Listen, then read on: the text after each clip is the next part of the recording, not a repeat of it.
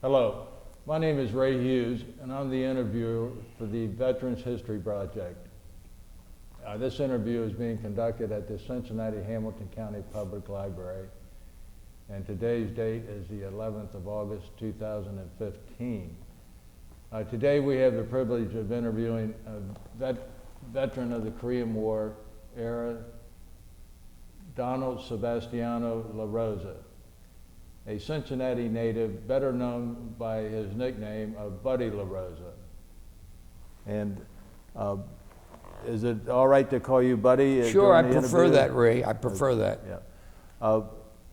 Buddy, if you would you give us the date of your birth and where you were born? I was born right here in Cincinnati, Ohio, August the 25th, 1930. I see. And what were your parents' names? My mother, her maiden name was Mary Panaro, and my father's name was Anthony LaRosa. I see. And he was a fruit on his birth certificate, no, on his marriage license. He was a fruit merchant dash professional fighter. He had two titles. Two titles. And my mother, she was a secretary. She was one of the few in her neighborhood that went to Campbell's two-year business college, and she could take shorthand, and she could read and write. A lot of the mothers in our neighborhood couldn't read or write, and they'd come to the house, and Mom would do that for them. Who did she work for off and on? Oh, well, she worked for a lot of small downtown. She worked for there was some credit companies that sold furniture and clothing. Oh, yes. Leeds, L-E-E-D-S. Yes, over at Finley she was the Market. credit manager at Leeds. She worked at a couple loan companies as credit managers. Right. And that's where she met her, the last husband. The last husband, she had two. Her husband, that would have been my stepdad, I guess. He was a outside collector for Leeds, and that's where she met him. What was his name? Arthur Frank, F-R-A-N-K. Arthur Frank. And you say in our neighborhood. Where were you living when you were born? Your address? well, first of all, my mom and dad separated when I was quite young. There were two cultures, although they both were of Italian descent. My dad's people were Sicilian, and my mother's people were from the mainland of Italy. And my dad, being a boxer and union organizer, truck driver, fruit merchant, he had a couple entanglements legally because of union activity. It was all in connection with organizing various companies, but my maternal grandfather, who ruled with an iron fist, didn't like my dad and didn't want my mother to marry him, so they never gave him an opportunity. It seemed like the first couple times he got disciplined. They encouraged my mother to leave him, and she didn't. She hung in there for a while, but then I guess I might have been 2 or 3 years old when they finally got divorced. Oh, I see. And where were you living, though, when that happened? All over. Lived, it seemed like they would go back. You know, my dad would come begging, and she'd take him back. Yeah. Where are we living this week? I mean, we lived down on Pearl and Sycamore for a while because that's where my grandfather had a store. A lot of the immigrants, they had small businesses. Mm-hmm. He had a little Italian grocery, and then on certain days he'd put a market stand out on the street.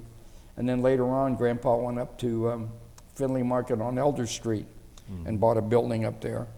Grandpa was pretty enterprising, and I spent a lot of time with my grandparents, my grandpa especially, and I guess that's why I wound up being an entrepreneur, from being with him all the time and just watching and being like a sponge, absorbing, because my dad was either boxing somewhere or he was running a truckload of some over-the-road truck driver. So he never was around that much, or he was being detained and being disciplined for some union activity, Nothing other than beating somebody up for not joining the union, maybe. You said your maternal grandfather, but you didn't give us his name. His name was Sebastiano LaRosa. That was paternal grandfather, I'm sorry. I was Sebastiano. My maternal grandfather's name was Lorenzo Panaro, P-A-N-A-R-O, and he was a laborer. He always told me, he said, look at your grandpa, he said, I'm a ditch digger, but I dig the best ditch. Mm-hmm. He said, they all want me to dig their ditch because it's big enough to work in. Yeah. In other words, the waterworks or plumbers or who knows what, when they have to find those mains, and Grandpa he'd dig a nice big hole so they could work around. They always want Lorenzo to dig the ditch. He said, if you're a ditch digger, you be the best. Mm-hmm. If you're a shoemaker, you be the best. And they'll always want you. Well, that's true. Yeah. If you're the best at what you do, you're going to have a reputation. They're going to want your services. That's why I got the best pizza in town. That's right. And his wife's name? Josephine. Her name was Josephine Palmieri. And they all were from Italy, of course. My dad was even born in Italy and came over with his father, just the two of them, and got situated first. But then my mother's father, my maternal grandfather, he came over here when he was about 11 or 12. And then my mother's mother, she was young too, and they met over here, going to the same church. In Cincinnati? Yes. But then my father's people, they were already lived in Sicily. And my dad had sisters and brothers, and they stayed in Sicily, in Messina. And then Grandpa and my dad came over here to get situated. They first went to West Virginia. Grandpa had a cousin down there that worked in the coal mines. And that work wasn't suited to him. He said he likes to breathe fresh air, is what he said. And so they only stayed there maybe 3 months or so, and they came to Cincinnati, and he had another cousin here. And that's what they did, where they kept in touch with their relatives, and then people from the same town in these little hamlets in Europe or wherever they lived, in Italy or Germany, they kind of would come and live in the same community. And that's how these little ghettos, the Italians group or various ethnic people kind of lived in little groups. And there's strength in numbers. When you're not there, somebody else is watching your house or your property or whatever. And it was a good experience growing up, because when I'd walk down the street, wherever it was down in the bottoms. They called, anything below 4th Street the bottoms. And it was kind of a stigma down there. Oh, is that where you live? I say, yeah, it's not where you live, it's how you live. Not that we live better, but you better not come down there after 6 o'clock if they don't know who you are. Hey, where are you going? Yeah. Guys like Teddy Zucker, or Teddy was or the Bull, Jimmy Schlenk. These were Lebanese guys. And they accepted me because my dad was from Sicily, and they called me Cuz. Hey, Cuz, how's everything? Okay, Teddy. And the Bull, they called him. Nice guys, but when you looked at them, they didn't look nice. Yeah. Of course, the girls liked them. They had curly black hair, and they had usually a convertible. I think there was only one convertible, and they shared it. They used it different times. You mentioned your mother, but and you may have mentioned your mother's first name, but I don't. Mary. Mary Panaro. Mary Panaro, yes. And what schools did you go to, buddy? Oh gosh, there again. I went to St. Augustine School, the first school I went to. That's when we lived on Freeman Avenue, a bank in Freeman, over in, I guess that'd be the West End, right, close to Mohawk, across from Eberly School, and St. Augustine was right around the corner. And I had an early friend I met, Elmer Hensler, and Elmer was bigger than me, and he tested me a few times, and we had a few little skirmishes, disagreements. He was bigger than me, but he respected me because I was quicker than him. So we became friends, and he owns Queen City Sausage today. I see. Yeah, his people were German, and they worked in the meat, industry here in town, and we still keep in touch to this day. But after I left St. Augustine, my mother's people lived over on Queen City Avenue. That was another little Italian community. That was a Little Italy there. There was a Little Italy down here in the Bottoms, and there was a Little Italy up in Walnut Hills on May Street. There were 3 Italian churches. Right. On May Street, they had Mother of Mount Carmel, just like in Italy. Churches here, and everybody lived around it. Down in the Bottoms, they had to walk up to Broadway where Sacred Heart Church was. And that's where I was baptized and where my mom and dad were married.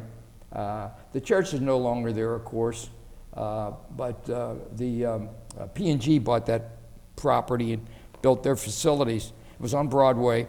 And then even the Fenwick Club, which was like the YMCA, they had rooms for single men or senior citizens or whatever, and they had an athletic facility downstairs, and that's where it was our recreation there. They had gyms, and they had a boxing program. That's where we boxed.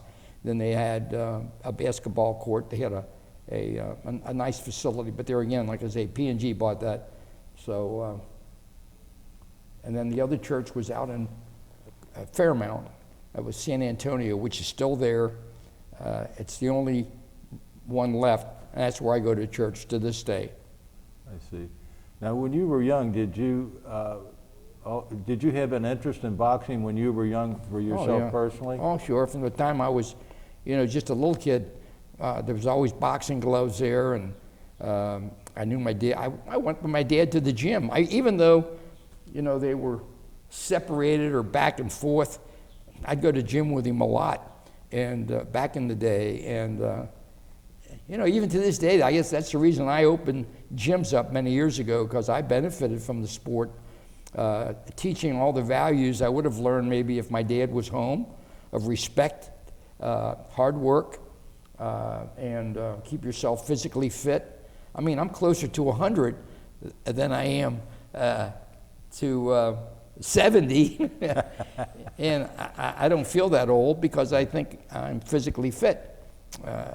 I'll be 85 in a couple weeks, and I can still tie my shoes, and if I had to move and get out of here quick, I'd probably beat you to the door. Excuse me. You saw me go to a door already, didn't you? Sure.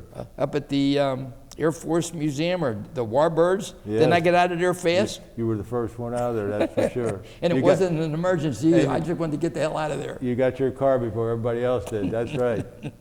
You had it all set up. Keeping fit, good habits. Yeah. As you are. You were brought up the same way. Yeah.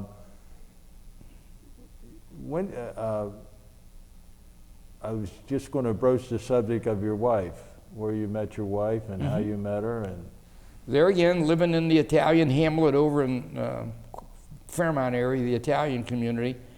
She belonged to the same church, and her name was Josephine Augustine, and her father was from Italy and her mother was from Italy, but they met over here, and she was just a year younger than me. I met her down at church. I knew her, but I never really had any romantical interest in her. I just knew her, and families were kind of not really that close socially or anything, but I guess as time went on, and I guess she was about 16, and I noticed her.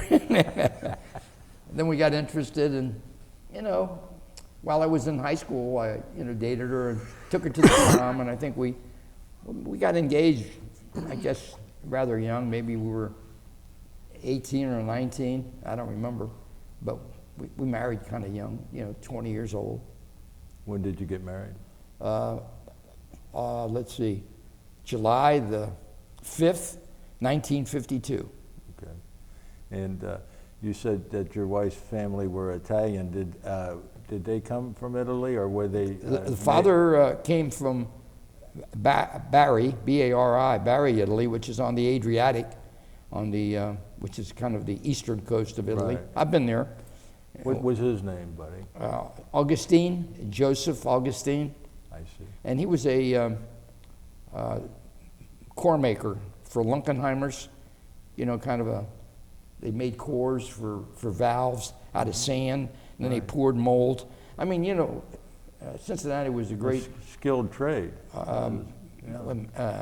Manufacturing town. Right. We had a lot of industries here that I think they sold the company, the Lunkens, that was named after Lunken Airport. Lunkenheimer. Powell Valves. Yes. There were a lot of those companies. And he worked there since came from Italy. He just worked all the way there, and his son worked there for a while. What was his wife's name? Anna. Anna? Anna Manella. Manelli. Yeah. She was a Manella.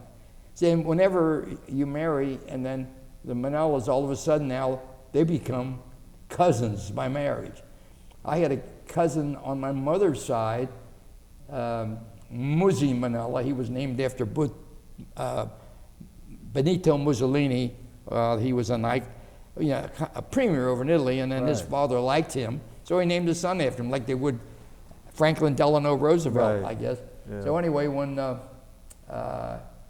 Muzzi's mother and my mother were first cousins, and then my wife, mother, and Muzzi's father were cousins. But we weren't blood related, it was all through marriage. Right. So Muzzi was my cousin, and he was my wife's cousin, and I said, hell, we can't get married, we're related.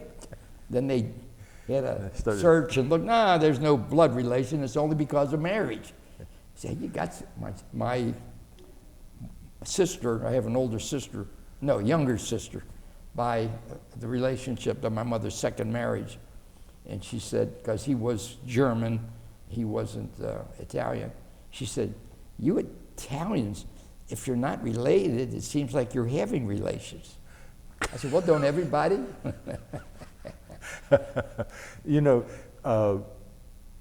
And did you have siblings of your own, brothers and sisters? Yes and no. My dad's first marriage was me. Right. No other siblings. No other siblings? No. Oh, okay. His second marriage, I think 4. I see. His third marriage,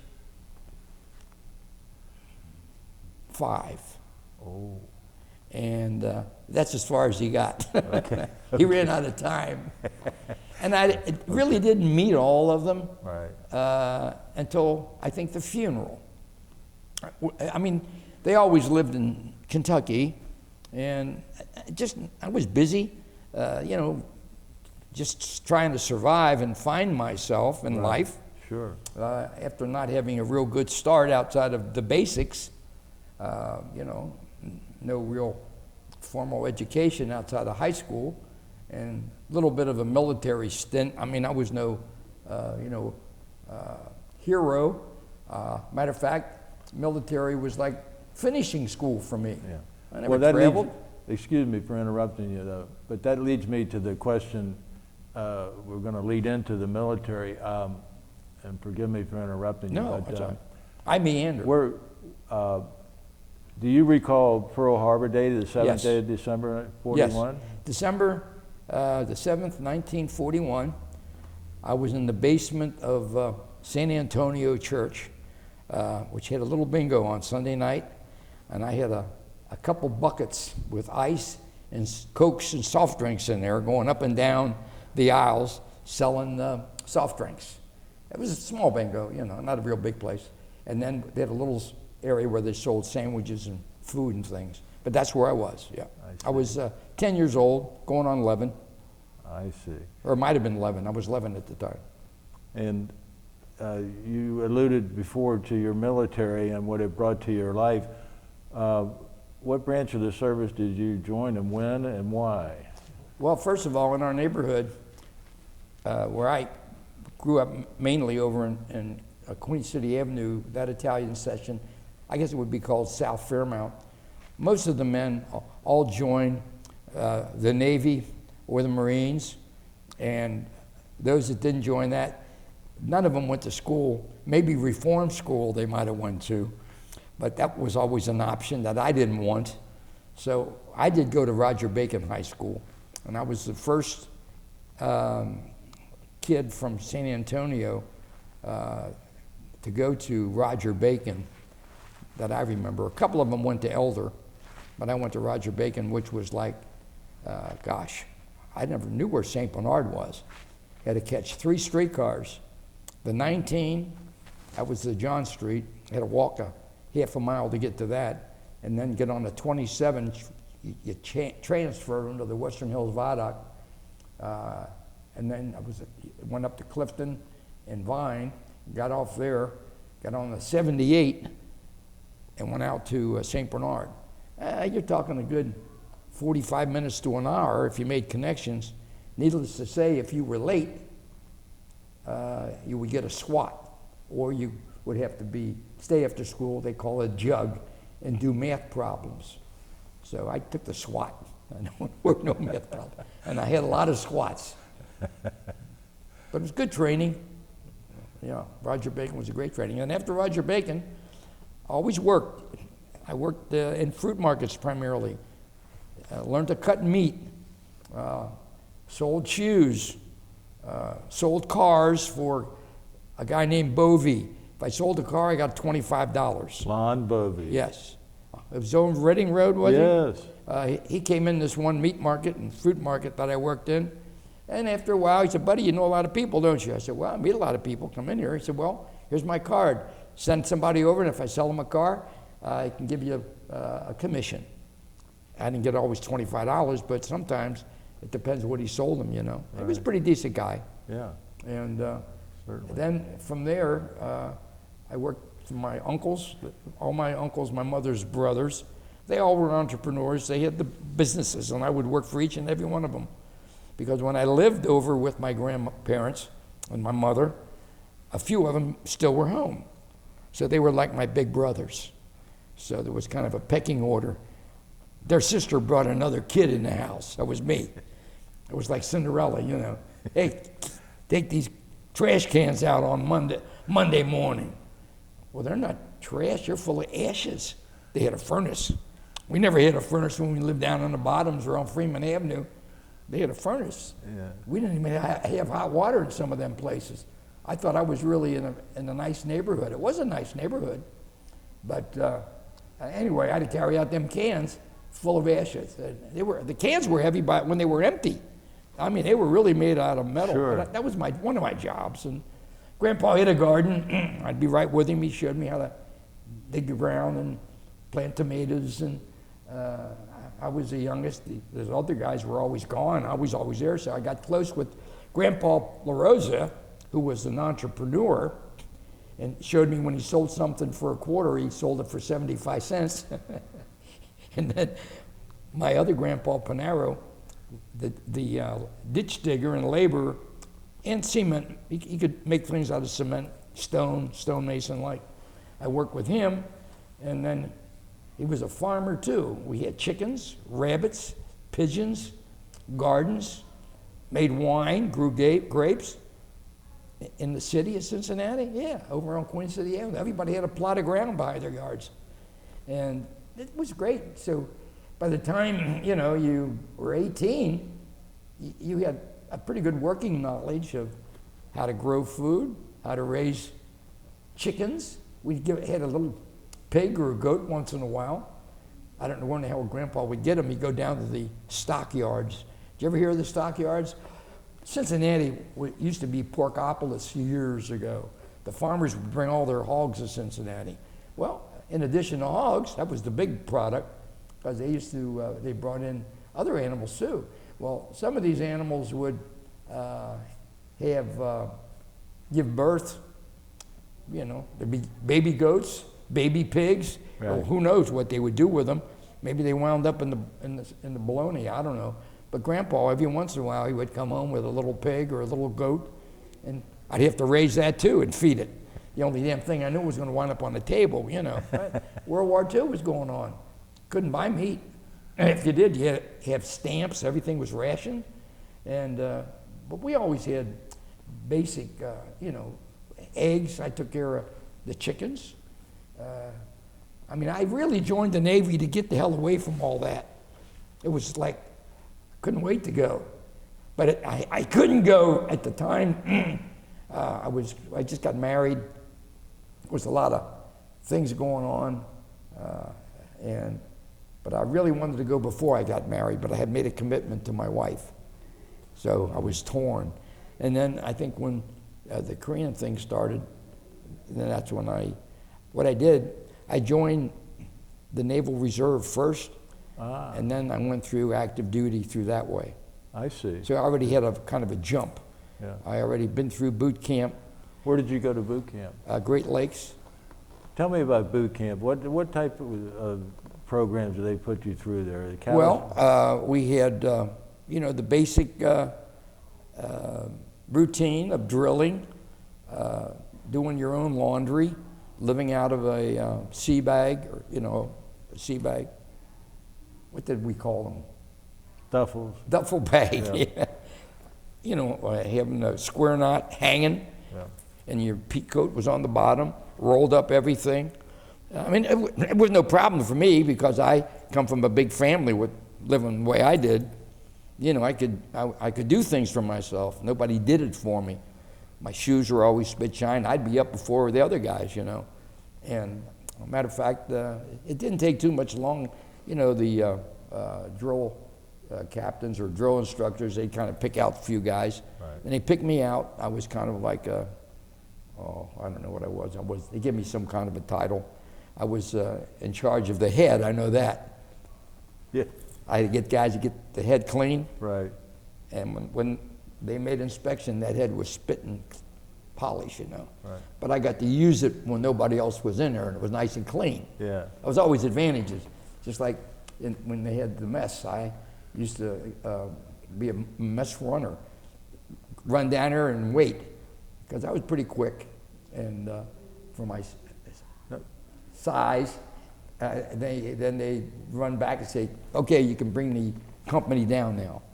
So I got to be a mess runner. So I had a few little privileges. Then then I went to Corps school, medical school. Where was that at? Bainbridge, Maryland. Mm-hmm. I could have went to, I think there was a couple more. Portsmouth, Virginia was one. Went to Bainbridge and was there for about 20 weeks, I guess. It was pretty extensive. Tell me about the training there, if you will. Oh, it was quite extensive. You're working in classroom and then working in the field and hospital situations.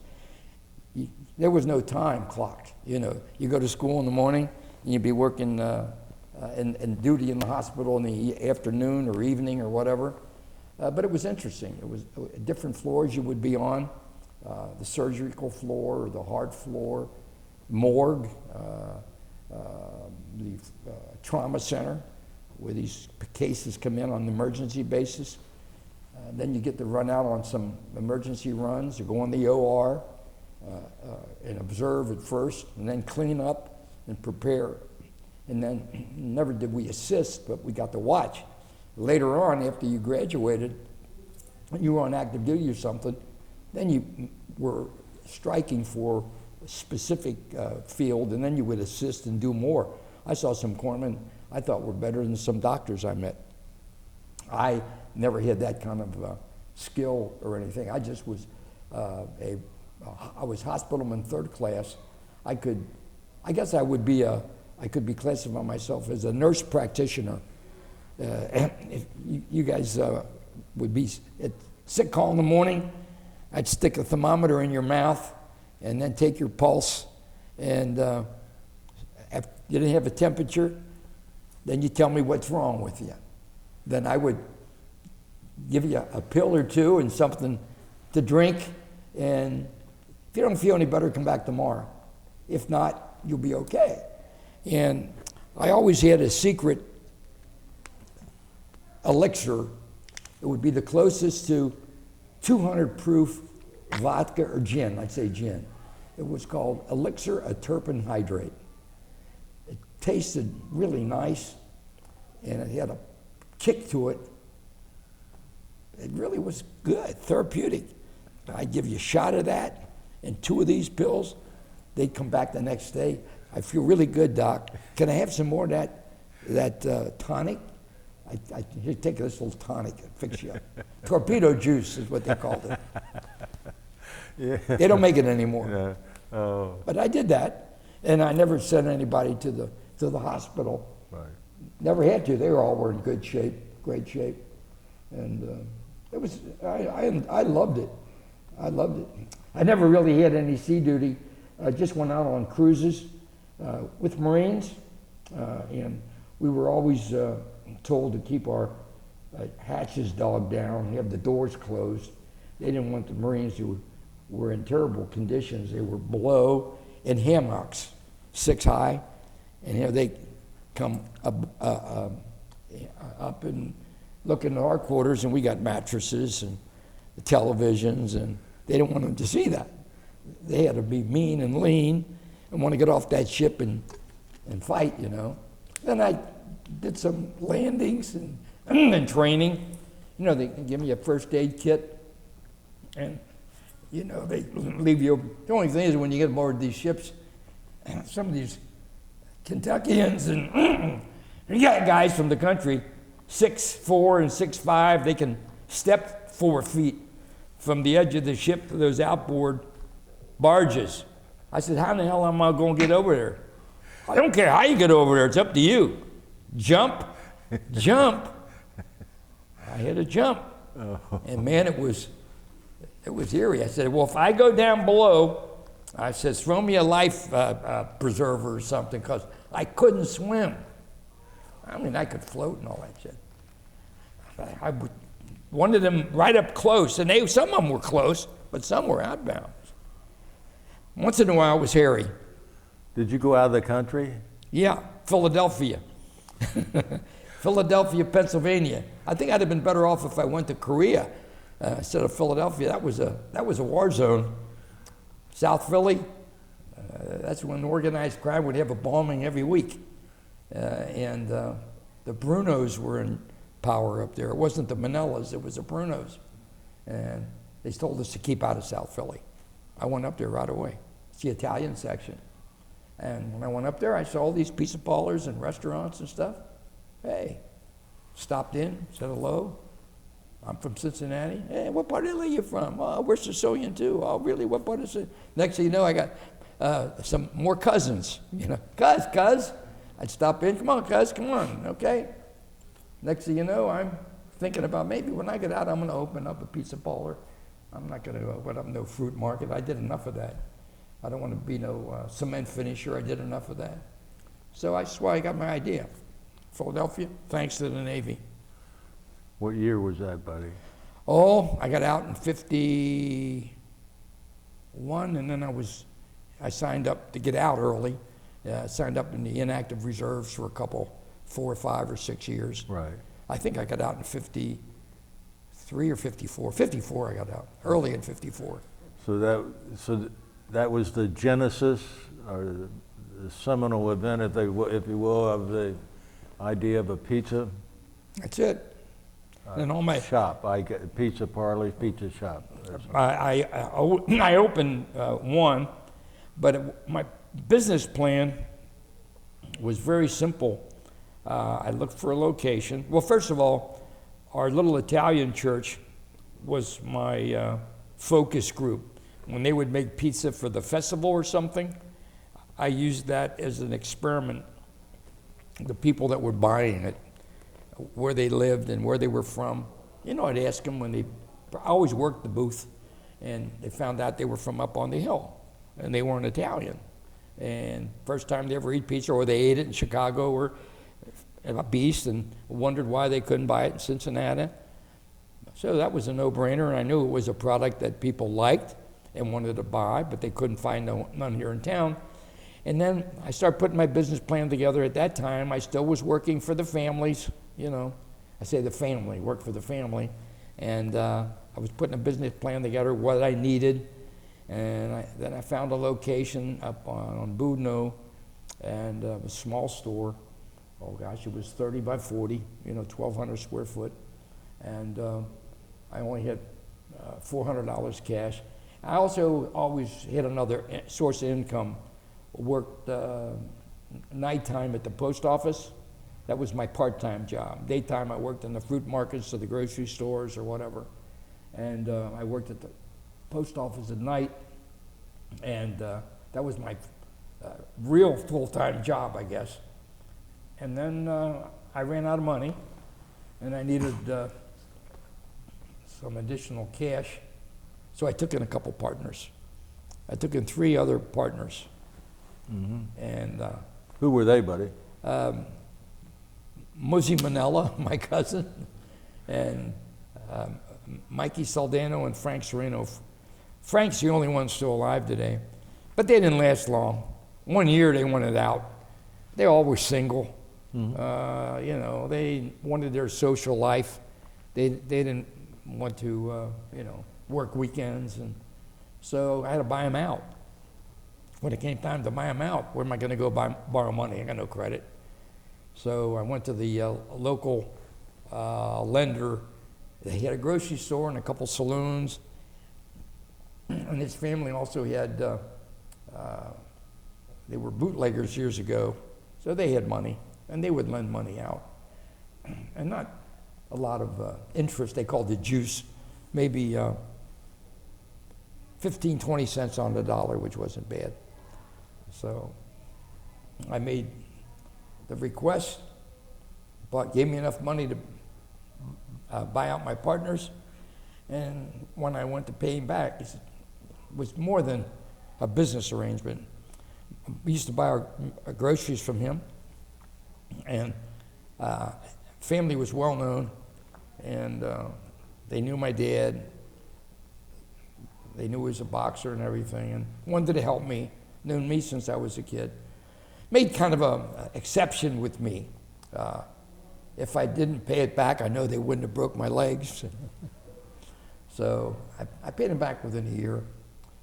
It was $1,200, closer to $2,000 as I remember, because I had to give my partners a little interest.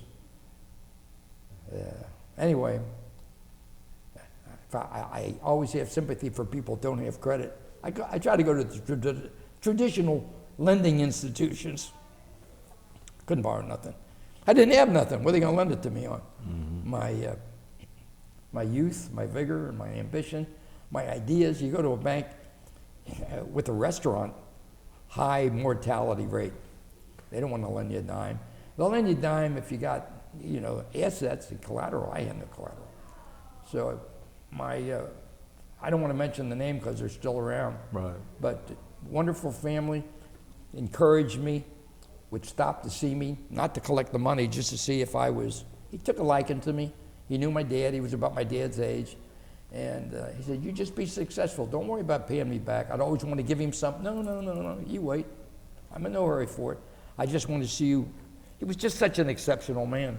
Then when I did have the money to give him, he wouldn't take a nickel interest. Wouldn't take a nickel interest. I'll never forget that. And the day that man died, whenever he would stop in to see me, I'd stop what I was doing and I'd go over there and sit down with him. He was more like a father to me than my father. Yeah, he was a wonderful guy. Yeah, and the family, they had a couple racehorses too. And it was a nice family. So what what year did you open the store on Boone? 54. 1954. Yeah, I never wasted any time. And you haven't moved since then, have you? No. And for all intents and purposes, your shop is still, or I call it a shop or a pizza parlor. That's what I always grew up calling it. Yeah. And your corporate headquarters, everything is on Boone. Well, we're right within. You know, I kind of spread out. I had some great mentors. I've worked for some Jewish business people. I admire their business acumen. I learned a lot of good things from one gentleman anyway. He had property, and when I was in high school, I used to shovel snow, pick paper up and things, and odds and ends. He owned one of the buildings that my dad rented from, and his last name was Rosen, and he was just a wonderful man.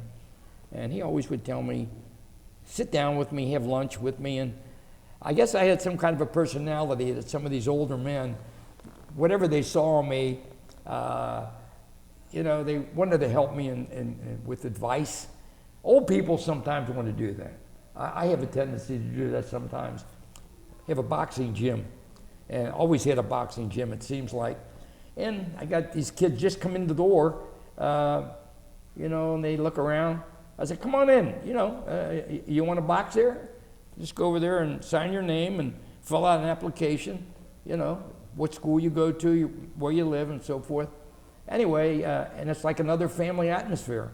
When they come in there, I represent authority. I'm like the father of a family. Boxing is the extended family. Most of these kids don't have a family. I didn't have a family when I went in the boxing gym. My dad was gone. They were divorced.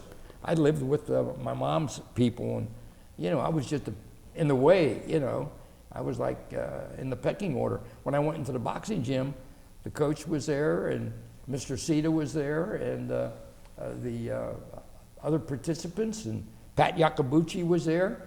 Pat was a couple years older with me, and Pat was a pro, and I used to work out with him because I was about his weight, and he always took it easy on me but he was really good. He was rated in the top 10. He had, about 80 fights, won some distinction, not world titles, but he got some divisional recognition. And then he went to Roger Bacon, and he belonged over to St. Francis, I think, up here on Vine Street. And, but anyway, I got this kid that came in, 6 foot, 14 years old. His name's Corey. Corey's a baseball player too. Left-hander, pitcher. And he throws the ball, he said about 70 miles an hour now.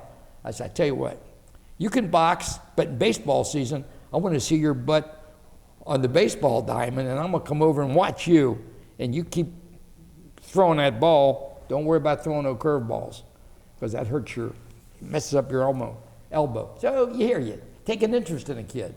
All of a sudden now, his dad's incarcerated. I'm like, a father figure or a grandfather figure to him. You can see the difference when he comes in now. He don't come in like this anymore. He comes in, hi, Mr. Rosa. Hi, Corey. Go on, start running and warm up, make them run 20 laps before they start even, so they're warmed up and so forth. And I'm not there every day now.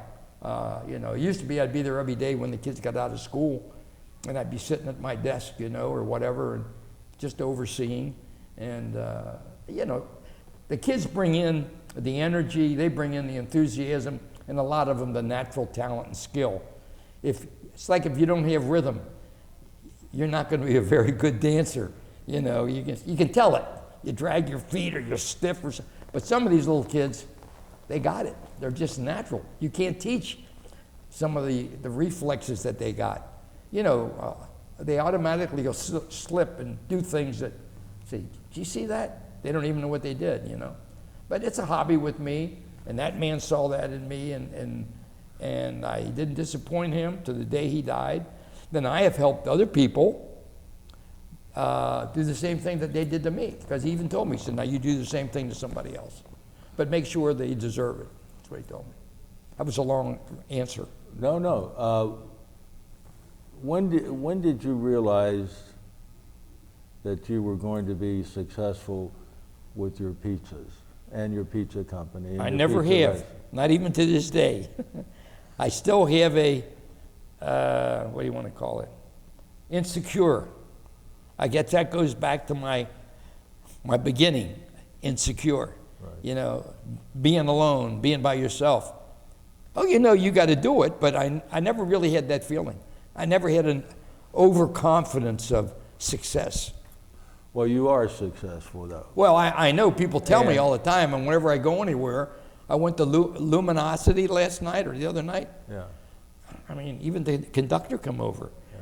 Somebody said I was here, and he come over. Boy, he is as old as I am.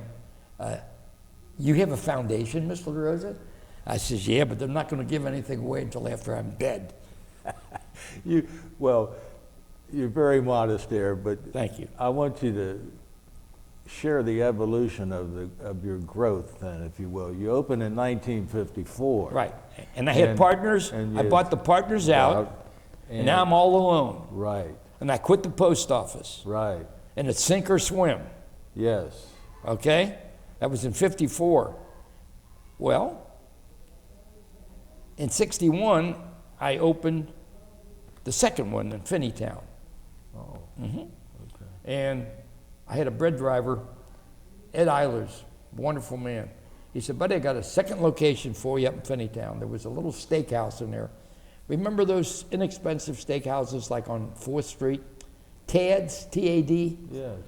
I don't know, like $2.99 or $3.99. Of course, the meat was, chicarded or tenderized or who knows what, Right. but it was inexpensive. Anyway, it didn't make it out there. It was closed. They had some equipment in there, and he said, I'd like to buy it and put a franchise in. I said, well, Ed, I think it's a good location up here. Let's see who owns the equipment. We found out, made a deal, bought it, and then it was a franchise. I just assisted him. He used his own money because I had no money to put in a second location. I just going to supply him his products. I'm not going to deliver it to you. You got to pick up. And I didn't worry about him paying because, I'd work with him. So that was my first location. Was it named With a franchise. Was it named LaRosa's? No, he was a German, Eilers, but he went under my name. Franchise. Yeah, Handshake. right. We didn't have no contract or anything. And he would come over and pick up his dough and sauce. He bought his own produce. And gosh, he sold bread for me from the time Pepperidge Farm is what he had. And I used to buy Pepperidge rolls from him. And when he passed away, he owned 3 locations. And none of his kids wanted them. So we bought him back. And whenever a franchise is awarded, we already have the buyback clause in there. So everybody isn't, have the wherewithal to run a restaurant. You got to prepare, you have to serve, clean up, and then get ready for the next day, 7 days a week. You have no time for nothing else. So, a lot of people, I don't want to, no thanks, no thanks. Well, his kids, they got burnt out running it when they were going to school. They didn't want it. After he passed away, we bought him. So we figure their highest earnings, and then there's a multiple they multiply, 5 or 6, I don't know what it is. So it would behoove them during their career to chisel on the earnings, because they know that one day, if their kids don't want it, we're going to only pay them rather than, now that bottom line, it's better than shown, like a lot of businesses, because they skim. Of course, with the registers we got today, it's pretty hard to skim. Everything is, computerized. Right. If we sell a pizza in College Hill or Finneytown, it's already recorded up in Budno. We've always had the state of the art. You go in a lot of restaurants, everything's the old cash registers, Right. even some of these old places. No, it's got to be state of the art. Uncle Sam wants it that way, and I want it that way. So, we treat them fairly. We have good communication. I got 72 or 73 franchises today. And then we own about 15 locations. And we have monthly get-togethers with representatives. There's about 10 people that represent all of the stores. Multi-units, some just single units. But there's about 10 men that have all the issues representing everybody. And we have a meeting once a month. And then every 3 months, we have an open meeting where everybody's invited. And then we do social get-togethers. We have picnics, and we have golf outings. So it's like, there again, a family working together. And if you have an issue, we try to help you solve it. We have an issue, we all work together, and nothing's easy, but you have to work at it. Allow me to interrupt you one more time. You keep using the term family, and I didn't dwell on do you have any children? Sure. Yeah, and Yeah. who are your children and their names? Denise is the eldest in the family. Denise is 60, I guess, now. She's got 2 daughters. One's married, and the other one's getting married in October. What's their names? Denise is my daughter, Right. and her daughters are Jenna and Nicole. Nicole lives in Singapore. She married a young man who got transferred from his company to Singapore. He's got a good job with PIMCO, bond people. And then, it's the only girl I have. And then Michael's the eldest son, and he has 4 children. He has 2 boys, Nick and Ryan. Ryan's still single, he's an attorney. And Nick has got 2 little boys, and he's in charge of business intelligence at LaRosa's. He started as a cook. He went to Walnut Hills, then he went to Miami University, got his business degree. All the time he worked for us. But I have a policy, all my grandkids have to work for me, or us, family business, to give them an opportunity if that's what they want to do. But then I kind of bribe them. I paid for their college tuition, and I buy their first car. But you have an automobile background, you don't get much for $15,000, but that's the amount of money I allow for their first car. And it's usually a good used car. It's no Beamer or no BMW, or anything like that. And they usually, I find you have a friend, Dave Backer, Yeah. good used car man and body collision, and Dave always gets, and then too, the kids don't become, they have to drive a certain kind of a car. It's just transportation, safe, good transportation. That's all you need. And they go to a good school, get a good education. You work for me every summer. Michael had 2 sons, and you say any daughters? They're still little ones. They're still in college. Little ones are 2 in college. And then, and Nick, not Nick. I was still talking about Nick, but the kids, once they've finished their college, they don't want no part of the restaurant business because they work for me during the summer. Right. They all had other degrees too, and I didn't care what they did as long as they stayed in school. I only got 1 in the business.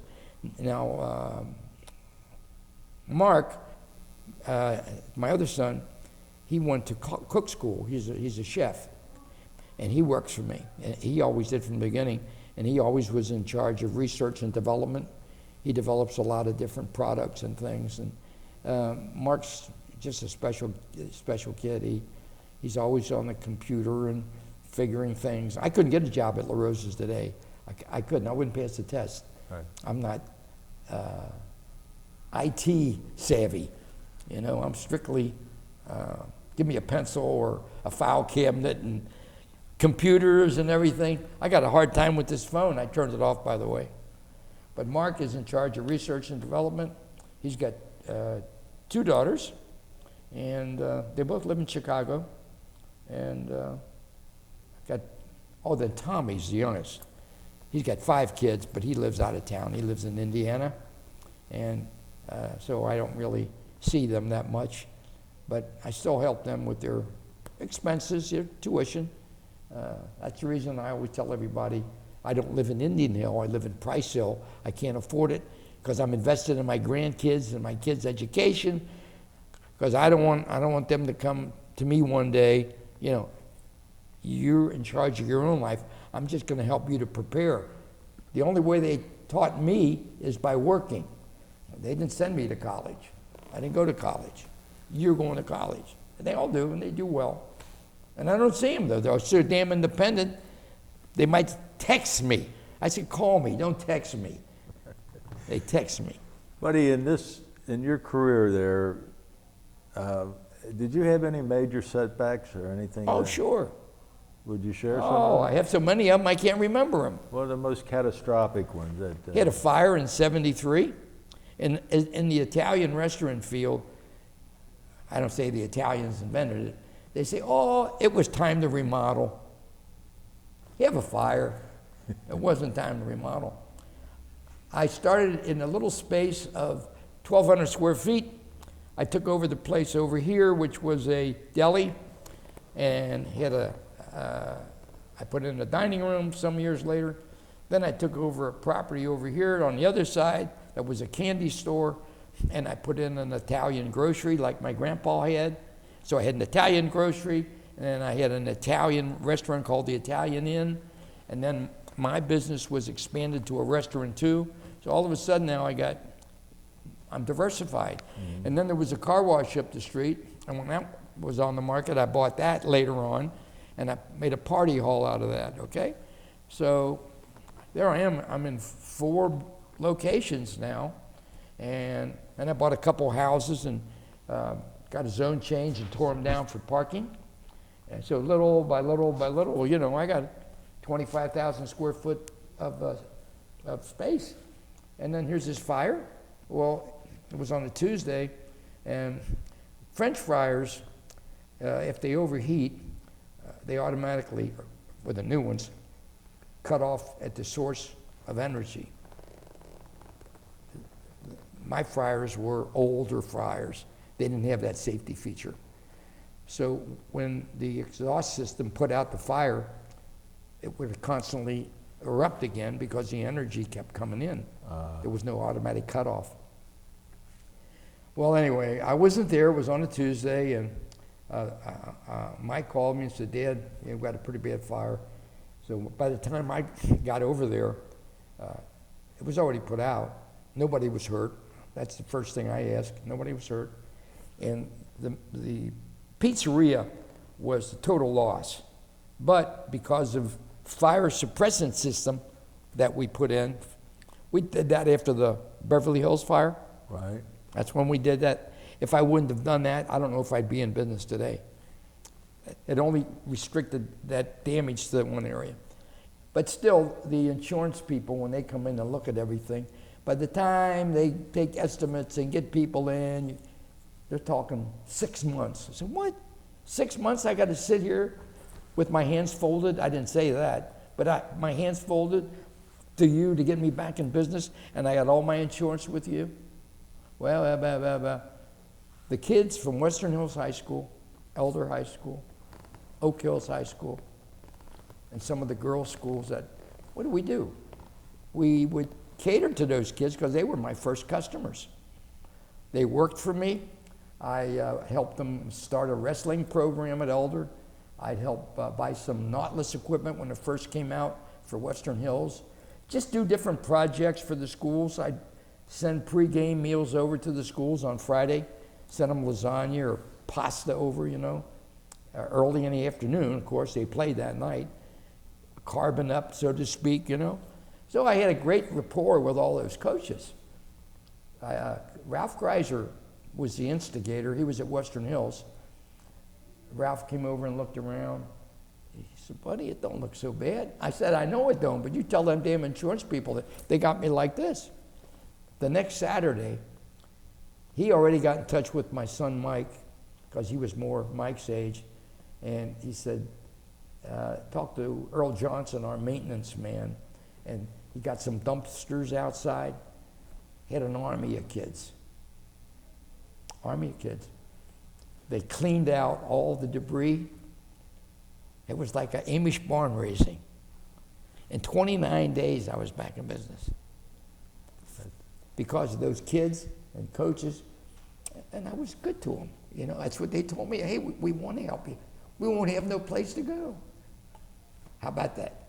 So consequently, while this is going on, I would always feed them. I always feed everybody. I'd go down to Frisch's and I'd get 50 hamburgers. I'd get 50 malts. You know, whoever was working then, I would feed them and so forth. And when the insurance man came in one day, the adjuster, they're the bad guys. The guy that sells you the insurance, he's a good guy. And he told me, now when the adjuster comes, this and this and this and this. I said, well, you come here with me. I don't know him. Well, they wouldn't do it. So here comes the adjuster in, to check on the progress. What progress? Hell, I'm almost back in business. Oh, you can't do this. You're not insured if one of them get hurt. I said, you know something? And I didn't tell him that kindly. I just told him to leave. Just get out of here before I lose my temper. I'm a little guy, but if I get mean, I won't remember what I'm doing. They'll have to tell me when I'm locked up. I just would see red. But I don't lose it much. But you're going to cause me to lose it. Please leave. He left. Here I am, 29 days, I'm back in business, thanks to the efforts of those kids. So that was the tragedy of my life. Other than that, health. I'm a cancer survivor. When doctor said you had cancer, I'm not thinking, oh, I'm going to die. I said, well, my medical experience, I know it was prostate cancer. I know it's a slow-growing cancer. If you're old, I was pretty old. I was 75. That's pretty old. But how aggressive is it? You don't know until you get it tested. And when you get it tested, they call it the Gleason score of aggressiveness, 1 to 10. Mine was a little over 7. That's aggressive. I got to do something. So you know you got time. You do the test, and it's still confined in the capsule. So you don't get all excited about it. Yeah, you don't know what the hell's going to happen. You get in your car, go home, and get hit by a car. You know, I've seen guys, I've seen them at the evening chow board ship, evening meal, and the next thing you know, you don't see them the next day. What happened? Fell overboard. What? Fell overboard? Well, we're just on a cruise. Accidents happen board ship. You lose 2, 3 people on a cruise. People don't think nothing of it. That happens. They fall overboard, or they come down the gangway and fall and go straight through the deck. There's no lights a lot of times. There's cleats here and there. It's a dangerous place to be on. I mean, hell, I've been in some situations where I froze. I wasn't going to move. I said, no, I'm not going to move. I'm going to stay here because I hate heights since I worked on this damn building. 4 guys were killed on this building, coming from out of the ground up, falling down elevator shafts. You know, just careless, other people laying stuff here and there and whatever. I said, no. But he's referring to this public library here, this physical Yeah, I was a structure. laborer. So I pushed the Georgia buggy for the Messer Company. They did me a favor. They taught me what I didn't want to do for the rest of my life. That's why I tell young people that work for me. They come to me when they're in high school. I said, now, you know what? You may like this restaurant business or you may not. But you'll find out what you don't want to do for the rest of your life. Now, when you leave me, you go to another job, then you do the same thing. Then you look and see who your boss is and how he started. Did they promote from within? Or was he a member of the family? Because sometimes you get with companies that they're strictly family members run the thing. You have no future. Leave, go somewhere else. Go to a place that they promote from within, and from the entry level, you can be president. That's what I did. My 2 presidents I've had in my lifetime both started washing dishes, but they were in college when they came to work for me. Just so happens one was my son, Mike, but his predecessor, Mr. Hughes, he started at 14 and washing dishes, and I put him against any top executive in town. He's that good, and I knew that. The good Lord blessed me recognizing I'd be a good headhunter for people. I always got a good feel for people and putting them in the right spot. Same way in coaching. I've always been successful whenever I coached anything. Boxing, football. Well, that's all I coached. I never coached anything else, football and boxing. And then in business, put the right people in the right spots. So, Buddy, if you would tell us about your wife. Joe? Yes, your wife. Joanne? Yeah, when She was my. how long you were married and. Okay, she was She was from the neighborhood. I told you. Mm-hmm. Childhood, sweetheart, so to speak, and she was my anchor. She was my real strength, and she always said to me, she would always make excuses for me when I would do something stupid. She'd say, well, you never had a stable home. which I didn't. You know, you always move from here to here to here. Mom would never just, you know, shove me somewhere. I was with my grandma, extended family, and my grandpa. But then she married when I was 13, during World War II, I guess. She married, and then she moved to Florida. Well, she didn't desert me. She was more like my sister than my mother. My grandma was more like my mother. So, you know, she was my strength, Joanne. She knew my whole life history, and she was always there to co-sign something if I needed it. She said, well, you know, we got a lot of debt, but I know you're a worker. You don't drink, you don't gamble. We'll be okay. And she was always like a partner that, you know, just was there for me. And but I respected her when she said something. She got my attention because she meant business all the time. And everything she owned, I didn't want nothing in my name. I knew what my dad did, you know, messing up, and not my grandfather and everything. They never really held on to anything. They were just. Did you? When did you lose your wife? It's been 4 years now. She died 4 years ago, July the 21st, and she had she was a diabetic, and she used to smoke cigarettes, and then developed into heart condition, and then she had to have surgery on a bypass, and then kidneys failed. And once they failed, they never came back, and she was on dialysis for almost 10 years. But then, you know, having all that nursing experience, I took care of her, took care of her graft. Her graft, normally they last 3 or 4 years. Hers was in there the day she got it put in 10 years ago, and the day she died, it was still there. But when you're on dialysis, you know, it's just a downward spiral. Yeah. And but she forgave me for all my stupid things I did, and she was in my arms. We were in the hospital. The family was all around her, and I had her in my arms when she died, drew her last breath, and it's the most satisfying thing to know when she left, that I was holding her in my arms and asked her to forgive me, because when you're married to somebody for 60 years and you know, you didn't really know anything, you learned together and made decisions together, and it's just something that you can't explain but experience. And I felt happy and sad at the same time, because I knew she wasn't suffering anymore. She never complained either. And there were different times when we were together, and she went into Alzheimer's and dementia, I should say. Couldn't speak, couldn't communicate, but she could hear. I knew she could hear. And she proved it to me one time when I had some caregivers that would just come when I'd leave to be there with her. And I'd always made sure someone was with her, good people that would be good and kind to her, because she couldn't talk. And one time I told the caregiver, I said, turn the TV up, I can't hear it. Put in your hearing aids. That's what she said. And she never uttered a sound for a couple years.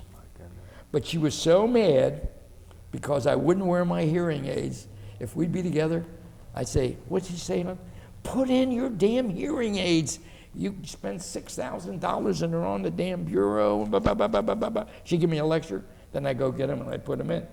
Here she's sitting like this.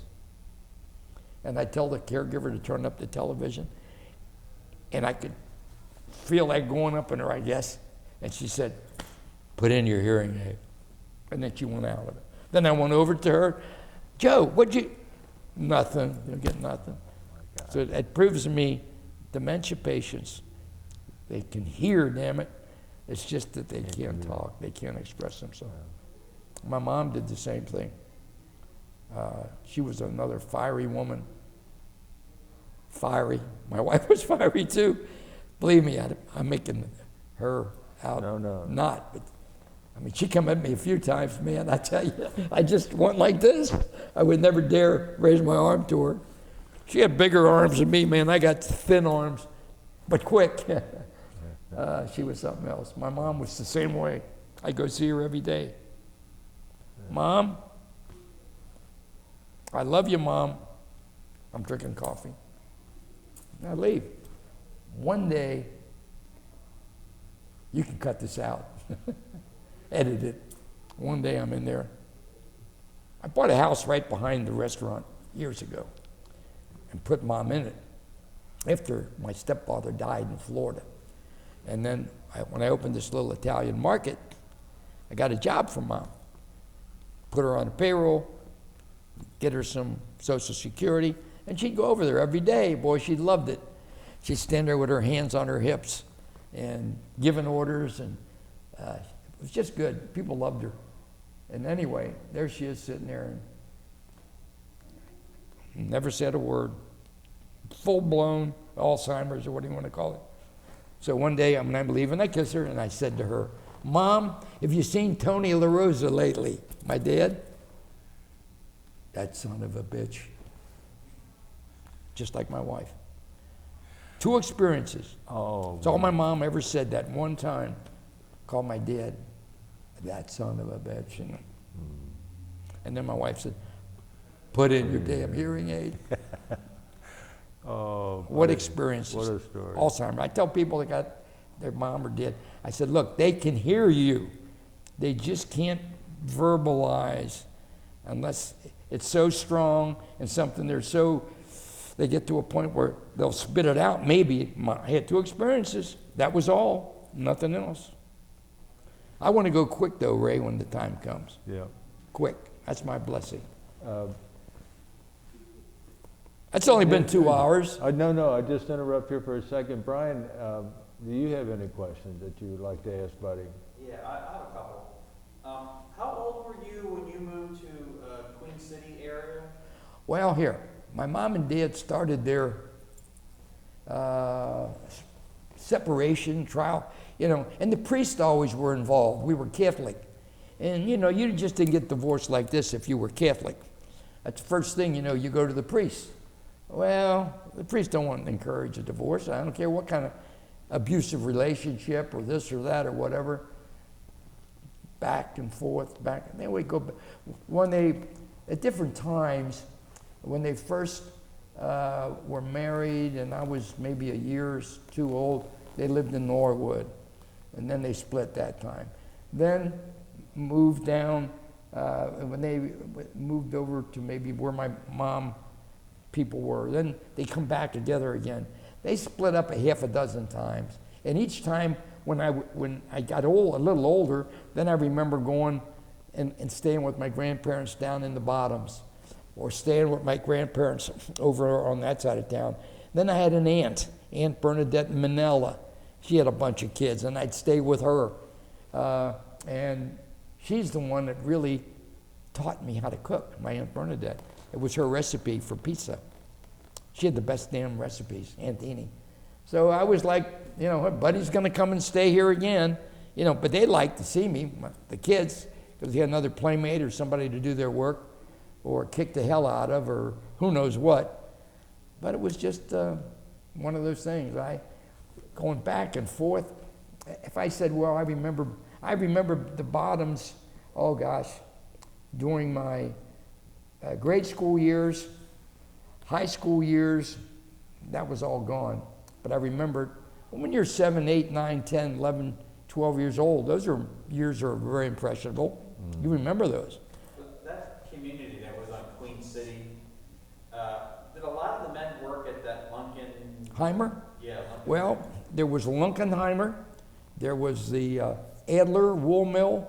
They made wool socks, and they worked there, or Lunkenheimers. Most of them worked at Lunkenheimers.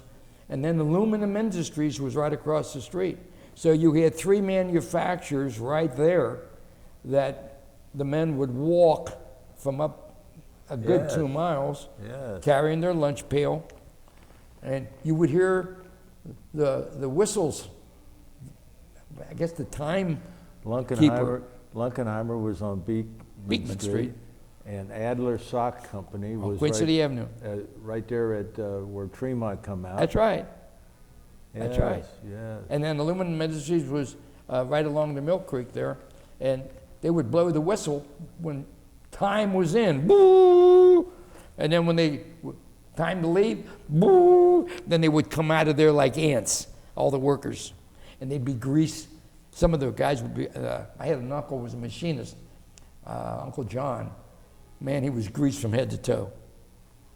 I mean, it was a time. Yeah. In that community, though, I mean, did you feel like a lot of people, their option was just to join the military? Well, here, they worked with the gas and electric company. At the summertime, a couple times, I told my dad or I told my uncle, I'm not going to work for you this summer. I want to get a real job. What the hell you mean a real job? I'm going to go to work at the gas company this summer. You know, the Andriacos, the Delcinos, they all work there. Yeah, they're ditch diggers. I said, no, they only work 8 hours a day and they don't work weekends. I got to work weekends. I just want a real job. Okay. So I went with them to the gas and electric company. You know, and you're in picking shovels there again. They drop you off here, give you 3 instruments, long handle shovel, a pick, and a spade, you know, with a curve, and just dig a nice hole. Well, when I'm digging, I remember what Grandpa Panaro said, dig a nice hole. Damn it, I'm digging a hell of a nice hole. And when you hit the metal, oh yeah, there is a metal hole there, a pipe. Dig all around the pipe and get underneath it, and then they come and check on you and they drive away. Today, when you see guys working on a hole, there's 6 guys standing looking down and there's 1 guy down there. 6 guys today. There was only 1 when I was digging that damn hole. But see, that's the city and the union. Right. 1 man was responsible for the pick, 1 for the shovel, 1's the driver, 1's the timekeeper. Come on. But anyway, see, then finish the story. When I got to that damn pipe, I cleaned all around it. Then along come the mechanic, and they strapped up a concoction around it to bore into it. I said, well, can I go now? I said, no. You have to cut into it. What do you mean I got to cut into it? Stand up there and pull that damn thing. Yeah. I can't cut into that damn pipe by myself. Have somebody on the other side and we'll pull together. And they kind of look at me. I only weigh 120 pounds. Right. So they got on the other end and we cut into it. And then water come out of the son of a gun. It was a water pipe. Mm-hmm. Supposed to be gas. They were on the wrong corner. Made a mistake. Oh my goodness. So they had to call the waterworks to come to plug it up. Those are things that happen. But it was all good experience, you know. One time I was in the ditch and one of my uncles, they had a fruit market up on Sydney and Glenway, right on the corner. Sebastian's is there today. You know where Sebastian's, that Greek shop? I opened that Greek shop up years ago. Sebastian, that was my name. That's another story. But anyway, I'd work in that fruit market there, you know. So that uncle of mine was driving somewhere, I don't know where I was, in Norwood or somewhere, and he saw me in the ditch. And he came over and hit his convertible down. He says, hey, how do you like your real job? You like it there in the ditch? I never put you in the ditch. You know, he's really giving it to me. I said, yeah, but I'll be done here at 3 o'clock. I won't be working till 10 at night and getting up at 4 in the morning and going to market and loading them damn sacks of potatoes and all that crap. Well, did you have a lot of people in that community who joined the military? Oh, yeah, all the guys did. The guys who were a little older than me all joined, most of them the Navy or the Marines, and they were all in WW2, of course. They also, I remember the 3 C's when I was a kid. The Civilian Conservation Corps, that was during the Depression, right. And the WPA, I remember all that, because the 3 C's, they gave them uniforms that looked like Marines. They were olive colored, and they had caps that they wore. But most of them went in the military. A lot of them went, I say, juvenile or detention centers, but a lot of them went to prisons. They went to jail. There was a couple, the Dench boys, they were, I should mention that name, cut it out. They were bad guys. And the Karatas, and they were some bad guys, bad dudes. Did you ever see that movie, A Bronx Tale? That was my neighborhood. And there was the White Horse Tavern. It's just like that. My mom would say, "Don't you go in the White Horse Tavern." I said, "Why go in to get a glass of water, Mom? I don't even want you to go in there to get a glass of water. I'd go in there anyway." Then the guys would say, "Hey, buddy, go down and get me a pack of cigarettes." They never sold cigarettes in the saloon. So I'd run down to this grocery store where they wound up giving me the money, and I'd get cigarettes for them. Then when I come back, they'd say, "Keep the change." Well, cigarettes were only 20 cents. Yeah. I got to keep 80 cents, and I'm not supposed to go down there? Is there much left of that community, like buildings or anything? And Well, how did it change? Well, actually, they're digging up the whole street now. There's a watershed. The Water Act, you know, for rainwater and a lot of the pollution control and all, whatever the sewer laws are today, they're putting in a new drainage system all down Queen City Avenue. And they're going straight on through. They're taking businesses and everything to go on down where the old hospital used to be, the St. Francis Hospital. Yeah. They're going right through there. That's all senior citizens today. And then, yeah, it's about not even a third done maybe. But the stores are all gone. The bakeries, the grocery stores are gone. The only thing still there is the big old hospital. And then where our church is, that church was built in 1954. So that's the new church. Everything else is gone. Did Queen City Avenue get expanded? Is that why a lot of those businesses aren't there? Well, what happened, Queen City Avenue went in one direction, and then they wound up with the new road that went parallel, and then they closed off one end of it. And then the businesses, like I say, on that side were all done away with. And since then, the new businesses that sprung up, gas stations, maybe a fast food. Hobo Joe's building's still there. A guy named Joe Delcino. He was a hobo. And how did you know he was a hobo? He had a hobo mark. Well, you know, during, when you grew up, some guys had gang signs. Right. You don't have any. The cross with the Yeah, three little. whatever. Yeah. Well, the hobos had big blue dots. And I wanted to get one of them, like Hobo Joe had. My mom said, "You get one of them dots, be the last one you ever got." So I never got one. Because some of my buddies did, and they wanted to show that off. Yeah. They got the hobo. Now, Well, I was going to ask, how did you, when you got into the Navy, you were doing medical stuff. How did you take a test? well, look at, you never know what they're going to do. You join the military, they're going to put you wherever they think. I know one thing I did so good on my tests and everything, or whatever they gave me, they said I didn't put down what college I went to. I said, "I didn't go to college." I said, "Well, you scored pretty high here." I said, "Well, I went to a good high school." When I know what high school I went to, I said, "Roger Bacon." "What kind of high school was it?"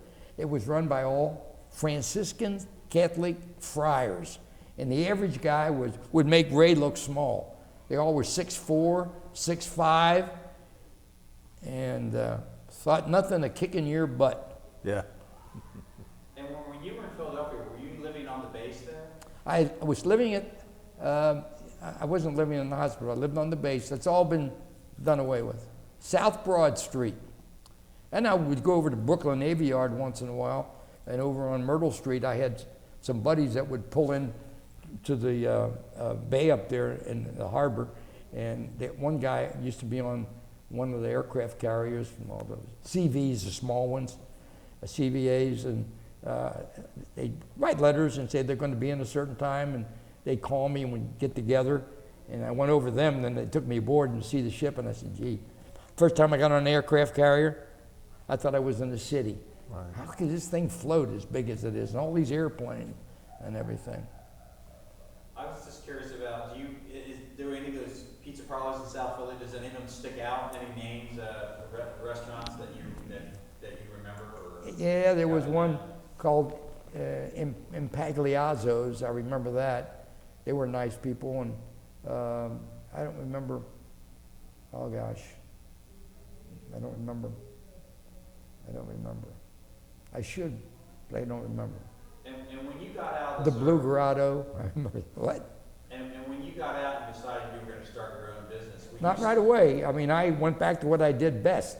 It's just after. I'm glad you brought that up. At our church, they were coming up with a festival. Always a festival every year, and they used to sell just spaghetti. And this first year, they were going to sell pizza. And then when my mom told me that, I said, well, gee, I'm going to go down there and work for you. So then the second year they did it, then I said, now I'm going to open up a pizza parlor. Not the first, but that's where I got the idea. Church, too, reinforced my memory from Philadelphia. But at that time, sure, it's an idea. I'd like to do this when I get home. You got no money. You're just married. You got a child on the way and another one and whatever, and you're just struggling to make ends meet. How in the hell are you going to open up a business? But I thought of it many times, you know. When you were in the service, what part of town did your wife live in? She was home. She wasn't with me. Was she still in Queen City, though? Yeah, she worked at Lunkenheimer's. Her father got her a job down there. She worked down there, yeah. And so when you started your first pizzeria, were you still living in Queen City? In that Oh, yeah, we always lived there. We didn't live anywhere else. They wouldn't rent to us. That's right. It was only Italian. And you moved up there, they wouldn't rent to you either. You had to be from the neighborhood. How did you pick your first location? My boys told me the same thing. They said, Dad, you know, this area where we are, Nielsen does all their studies now before they open up a place. Mm-hmm. Nielsen will check it out, and they got all these statistics.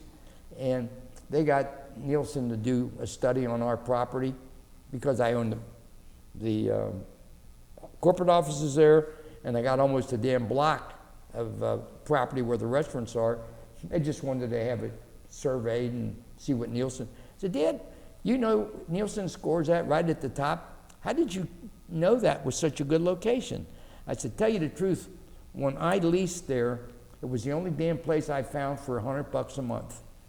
That's the reason I'm there. And there was nothing there. There was the hospital wasn't there.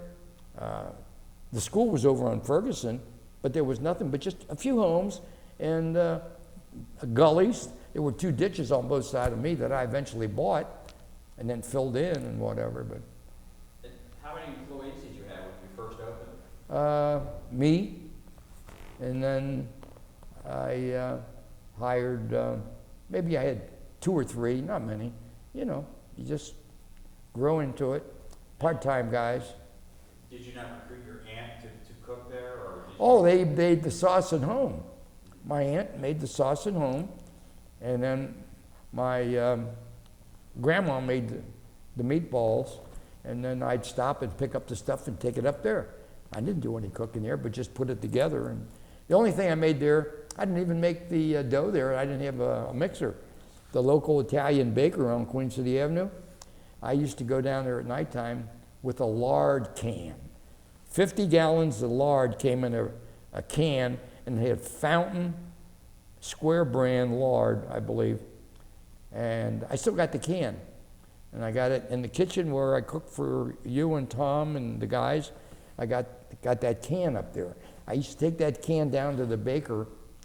Bakers start working usually 10, 11 o'clock at night, you know, to make the dough for the pastry, and they bake all night, and then the fresh bakery goods comes out about 10 o'clock in the morning. You know, that dough has to proof, and they have to work it. It's a lot of work to be a baker. So I'd go down there at night, and I'd buy a gallon of my pizza dough, and he'd charge me $3 and throw that dough in that can, and then I would take it back to the shop, and I would scale it off into like pillows, and then put them in the refrigerator. Then the next day I would roll them, and then sell them. I'd get maybe 31 or 2 pizza shells out of that $3. That was a pretty good markup, wasn't it? Mm-hmm. And how did you get your aunt's recipe?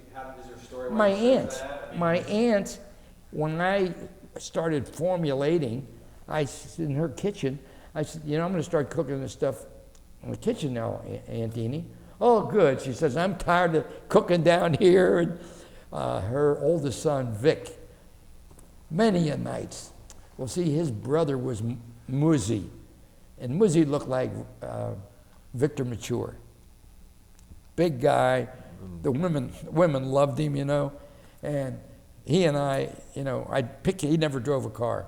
I'd have to pick him up, and I'd bring him home. And then when I'd bring him home, I would bring some tomato sauce for her to cook.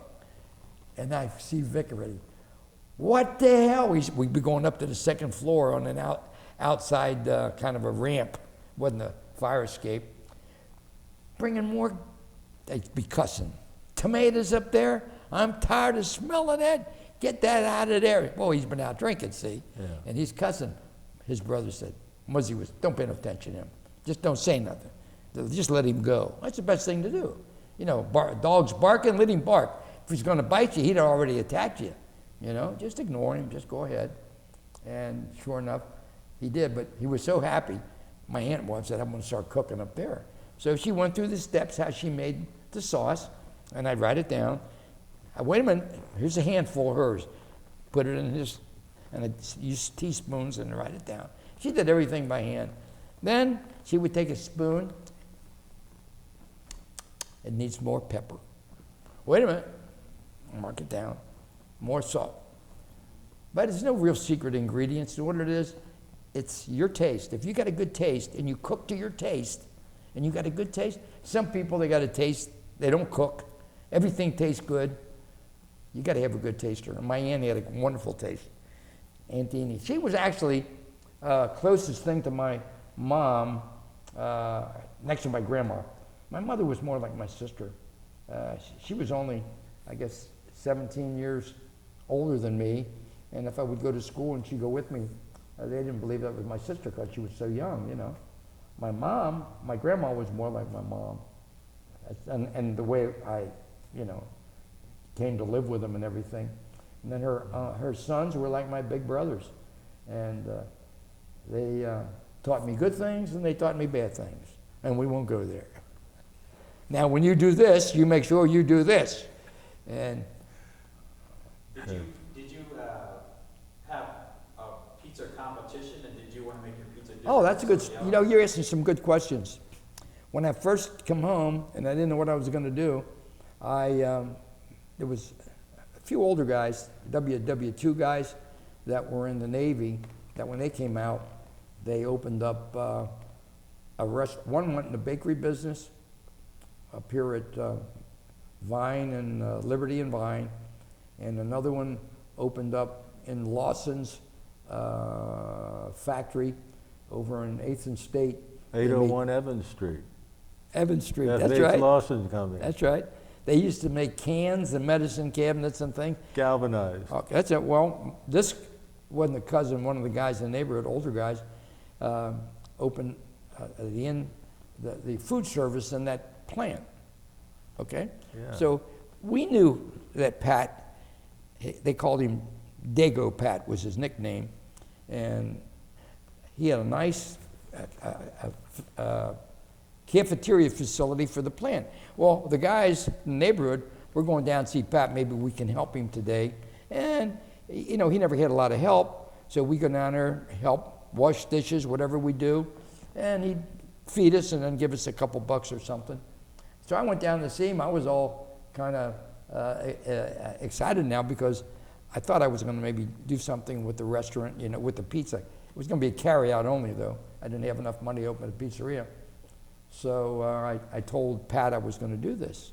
He says, oh, really, pizza? And telling him all the whys and the wherefores. And when those guys were in the Navy, they had sea duty all the time. They were at sea all the time. Oh, they were in those landings and all that stuff. They were real heroes. And they would tell us the stories about them. And when I told him what I was going to do, 6 months later, he opened up a pizza place on Queen City Avenue called the Pasquale's. You don't remember Pasquale's? Oh, yeah. Oh, yeah. And then they opened one down on Liberty and Vine. That's right. His brother was the baker, he was the cook, and they had another guy they brought in with them, and there were 3 of them, the 2 brothers, and they eventually quit the bakery, and he quit the Lawsons, and they did that full time. They must have had 8 or 10, and I just was getting my one off the ground. And we would hook up once in a while, and Pat always said to me, I should have hooked up with you rather than my brother and Louie. I think we'd have got along a lot better. I said, well, Pat, I mean, it's just the way it was, but Pat liked to drink. Him and Hobo Joe, I mentioned Hobo Joe earlier, they drank like cowboys. Just put the bottle here, and they poured it like Coca-Cola and drank it, and they were drinkers. And I wouldn't want to be his partner. Well, he got big, and I was growing. He got so big that he called me and said, I got a load of mushrooms, good price on them. How many can you use? Well, 10, 20. I need the money right away, though, so I'd have to pay him cash. So he got in a situation where he got so big, and he built a frozen food line in Chicago, sell frozen food, pizza. It was a good idea, but he should have did it in Cincinnati, not Chicago. But he got hooked up with Chicago people that were in the cheese business, and they wanted him to do it up there, and they wound up owning him. So that thing went down to 2, and then they had, gosh, over 100 stores. They were in like 5 states, and their commissary was here, and they had to sell.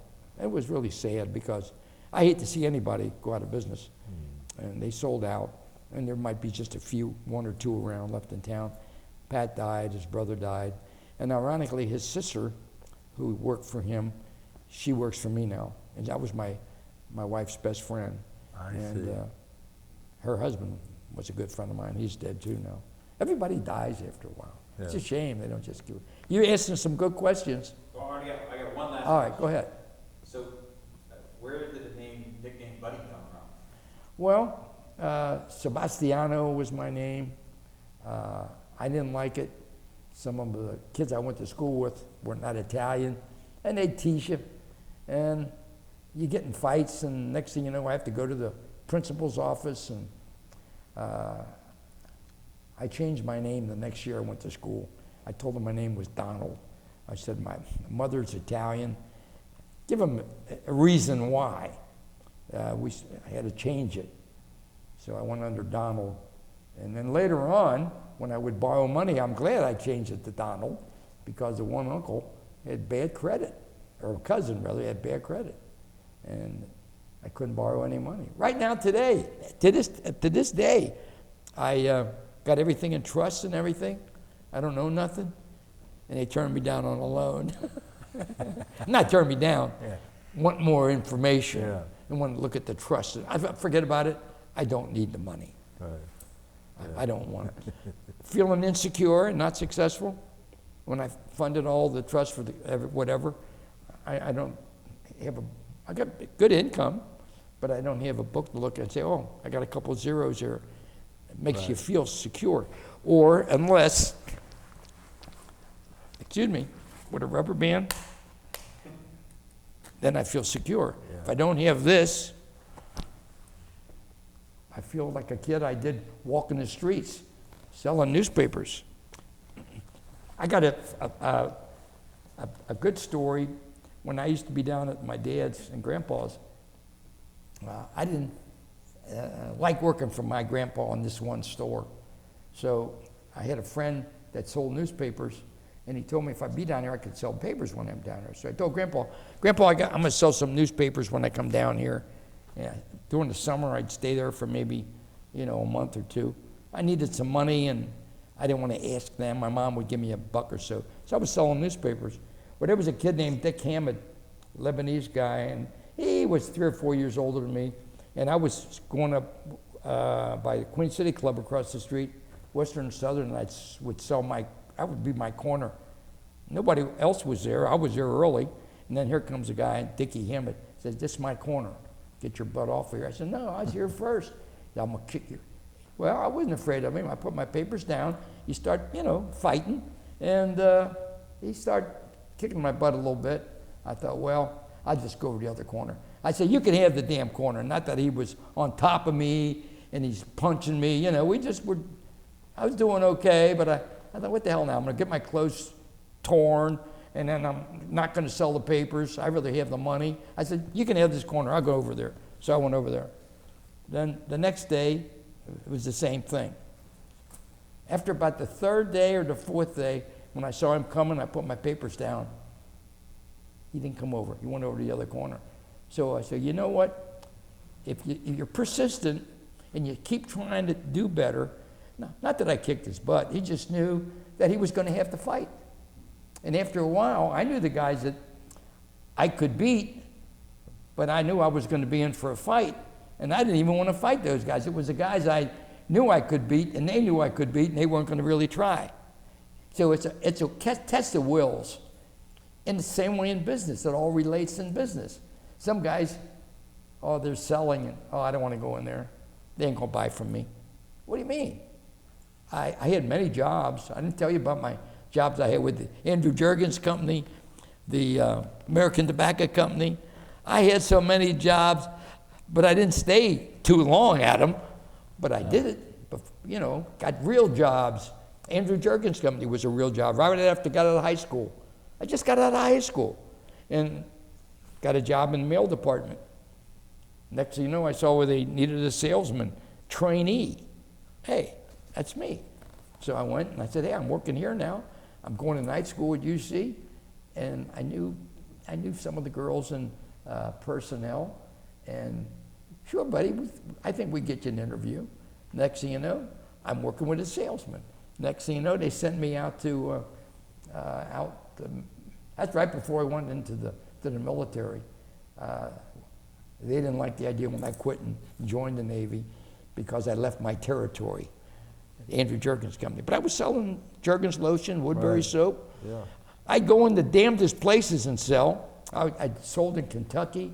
I was like not test the market, maybe you had a territory and you couldn't cover everything, so they'd send me in. They weren't paying me much, and I'd go in all the stores, and I'd sell. I was a pretty good salesman. And dry counties down in Pike County, Hazard, Kentucky, and I knew one thing, my old man lived in Kentucky. And I'd go on trips with him with the truck when we bought watermelon and peaches and stuff. He said, now when you're down here, you got to watch yourself because they're rough as a cob, these Kentucky people. And just keep your mouth shut, don't ask questions, and just be a good old boy. Wear jeans, wear plaid shirt. So when I went down there, I didn't bring no shirt and tie. I just went in there like I was the local yokel. Got along good with them. Next thing you know, hey buddy, next time you come down, bring down some half pints of booze. You know, this is dry down here. We can't. So I'd go into the liquor store and I'd buy some, whatever I thought I could buy without arousing trouble, and have maybe some of my friends pick it up. And hell, I'd have a couple cases of booze, I'd bring it down. Mm-hmm. Boy, they love to see me come in. Hey, you know, you do what you have to do. And I made a lot of friends, and I got a lot of good experience, and learned about people. It's all about people. When did people start calling you buddy? From the time I was a kid. Buddy from the time I was a kid. My uncles, I think my Uncle Bill. Uncle Bill, he was the youngest one. He was the baddest one in the family. I mean, bad. Not bad with hurting people, but just he would fight at the drop of a hat. He was quick-tempered, hard worker, womanizer. He'd be in a restaurant talking to a waitress, and back in the day, down in the bottoms, the one waitress and maybe no customers. It's in the afternoon. Next thing you know, she's gone and my uncle's gone. And I said, where in the hell is he? And boss comes in and said, you see Sarah? I said, she was around here somewhere. I sure as hell didn't say she left with Bill. And next thing you know, they came back. I don't know where in the hell they were. I didn't ask. But then later on, Bill told me where they were. And that's the kind of uncle you got. And you're only, 14 years old, and they're talking to you this way. And you think, well, boy, that sounds cool. Oh, he was something else. Gambled, drank, but he was a hard worker. How did your people skills, how did you use that when you were in the military? What's that? Your people skills that you developed. Well, I learned to keep my mouth shut. In the military, it's even worse. I learned that from the old guys, the WW2 guys, when they would tell us stories, you know. You never volunteer for anything, they always say. And just keep your mouth shut. And don't be a know-it-all.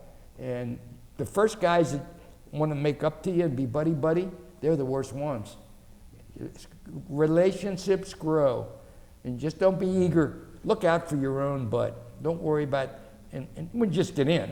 After a while, when you were with somebody for 8, 10, 12 weeks, you know who's your buddy and who's not. After a while, there's a separation. And you're lucky if you got one, you know, or two. But you just don't know. And it's a good life lesson and experience and friendships. Just because people smile and talk to you and come up to you, they're the first ones you got to watch. They're going to do something to you. You know? That's right. Is that right, Ray? That's right. That's right. I guess one last question. Did you keep in touch with anybody when you were in the Navy? I had a couple guys down in, I had one Greek guy down in Roanoke, Virginia. And I lost track with him. And then I had, who else did I have? There was another guy out here on the eastern side of town. We went through boot camp together. But when I would see these guys, I said, gee, they're older than me, you know, all crippled up, but none of them really did anything. They just kind of, they wanted to retire. Mm-hmm. Easy chair, right. You know, and their wife did all the work, or whoever. They didn't age well because they stopped. You got to keep moving. You got to keep active mentally and physical. It's bad enough that certain parts of the human body that I can't mention slow down. The organs, you know, they're not like they once were. And especially when you have prostate problems. Right. Yeah. You cut that out too. Okay, that's fun. Well, They gave you enough damn material. I just, I want to thank you for this interview. It's been very, very educational. I got something else I didn't tell you either. What's that? This is like confession. You didn't ask me, you can go to this again, how I got interested in boxing. You want to ask me that story? Absolutely. Yes. Okay, well, Let's hear it. aside from my dad, you know, being a professional, first, my dad was a street fighter, truck driver. Somebody recognized his talent, asked him if he'd like, oh gee, I can't think of his name anymore, some Italian guy. He owned the restaurant over in Kentucky. And anyway, he asked my dad if he'd like to make $25 and box down at the music hall. And my dad said, sure. So he went to Batchy's gym, and he was training there for a little bit, and then he had his match, and that was the beginning. I'm still trying to think of the name of his fight manager that owned this Italian restaurant. I can't think of it. So anyway, all his boxing career that I remember, I saw a lot of his matches, and he used to wear tights, green tights. You know, you see him every once in a while in some old pictures. Yeah. Well, the old man wore green tights. I asked him why. He said he had veins in his legs. He was kind of vain. He didn't want people to see them veins. Well, he was a ladies' man, see, hide them veins. But that was aside from it. He did it, and I wanted to do it. And when he was in military, and I didn't see him, and Joe Cedar was my coach at the Fenwick Club, and I fought in the Golden Gloves and all that, and stayed in shape because I wasn't a real muscular kid. I was skinny and kind of wiry, and I didn't have big hands, and you know, I couldn't knock anybody out. I don't think I've ever knocked anybody out like a couple of my buddies would do. They were stronger, bigger chin. They were blessed physically more where I wasn't. I had quickness. I was faster than them, and that was my forte. I could hit a guy twice before they would maybe hit him once. Hit him 3 times quick and then move and come back, hit him again and move. That's what I was good at. And when my buddies started to break in gas stations at nighttime that didn't box, steal gas stamps that they sold for $1 a piece. They wanted me to go with them. I mean, they were older than me, a year or two, which is a lot when you're 14 and 15. I'm still in school, high school, but they knew I played sports and I boxed and I was fast. They would break the gas, get in the gas station, get the gas stamps, they got us all planned out. They're gonna go to the window and hand them to me, then I'm gonna run to where they had a shack up in the woods, a building where their father had a garden, and there was a wooden shack there, and then I meet them there, and they gonna take care of I said, what time are you gonna do this? They said about 3 or 4 in the morning. I said, oh, I can't do that. I said, I gotta get my sleep. I said, we're gonna be boxing in the boys club next week. Boys club was a black club. 9th Street Boys Club, it was a Y. They didn't box at the regular Y, they had their own. And there was a kid in my weight class named Spider Wooten. And they called Spider Wooten because when he fought, you thought the guy had 8 arms. I mean, he was just awesome. I hated I think I fought him 12 times. I might have beat him once, and I didn't get the decision. He was just an awesome guy. He was just so talented. But, you know, I stayed in there with him. I never took a whipping. You know, I held my own. I blocked a lot and kept moving, and once in a while I maybe hit him. I said, no, I said, if you do it a different time, but I'm not going to do it that time. I need to sleep. I need my rest. I need my legs. Hey, see, I don't have big legs either, see? But you don't see any veins. No, my dad had varicose veins. I don't have varicose veins. But boxing kept me out of trouble. All my buddies got busted. They all had records. Boxing kept me straight.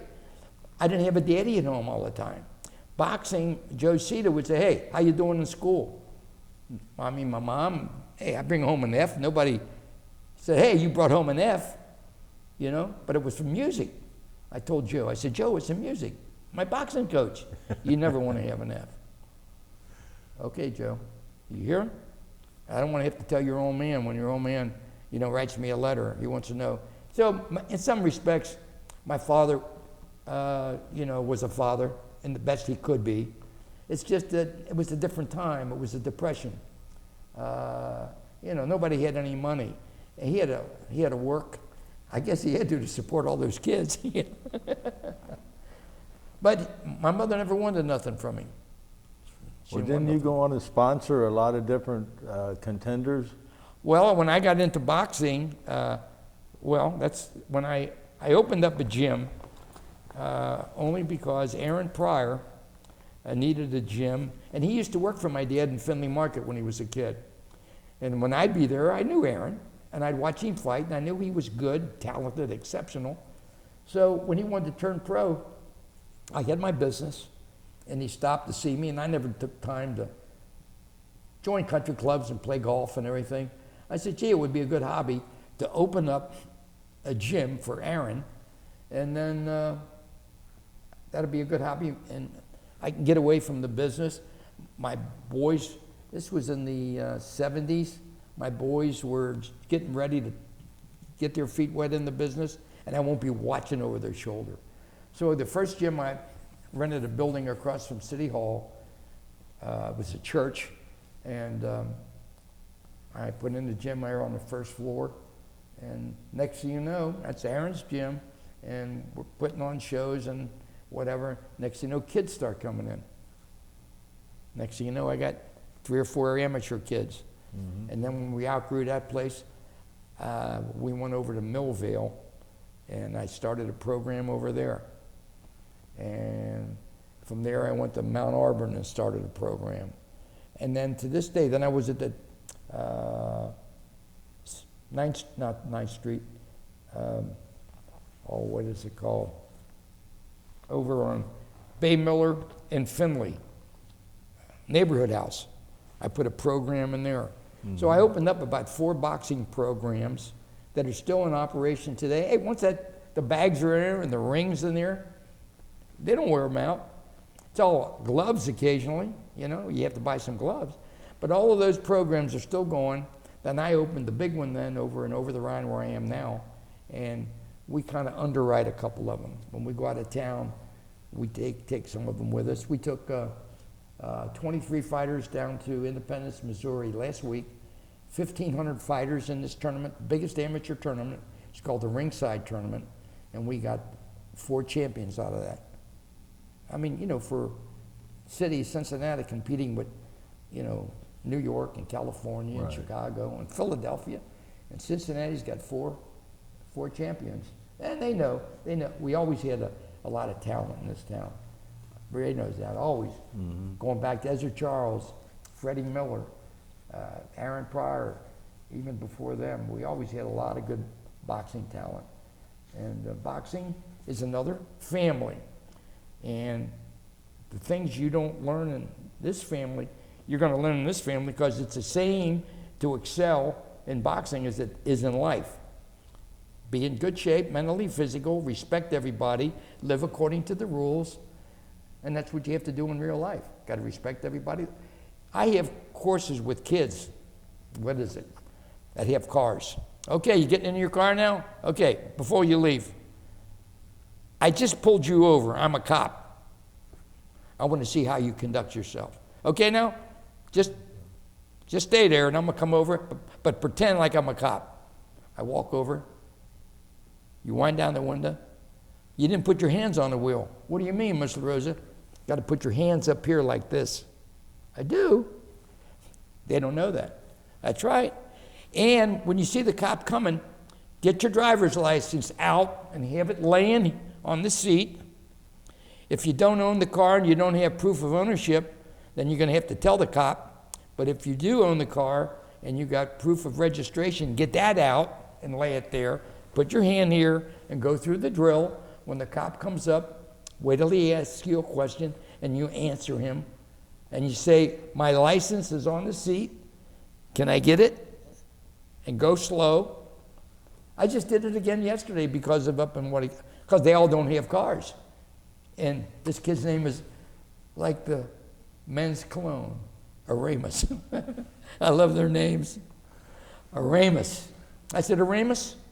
I said, anybody give you the, what did I say? The routine when you get stopped by a cop for any kind of a traffic routine or a violation?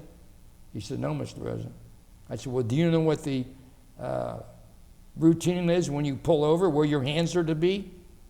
Not down here, up here where he can see the hands. And I told him what happened. Oh, he knew about that. I said, now maybe if his hands were there and he didn't have a license, and he told the guy he didn't have a license, but he immediately went down to start up his car and take off, then he got shot.